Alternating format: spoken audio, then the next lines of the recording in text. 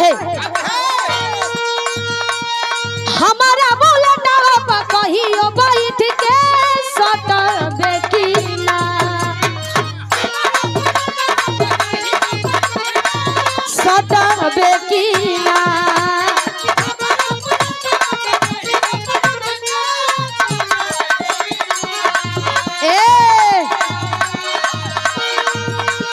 हमारा बोला डावा कहियो बैठ के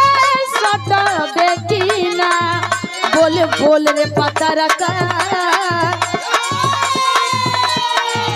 बोल बोल रे पतर का हमारा से पट देखी ना